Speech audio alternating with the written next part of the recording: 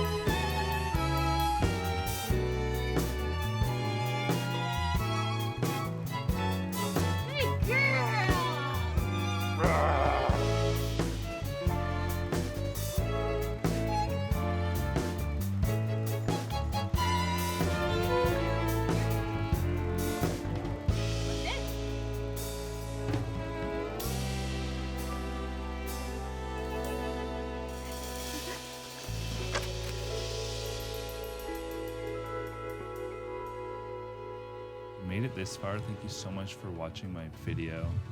I'm glad you got to meet Tess. She really is a beautiful dog.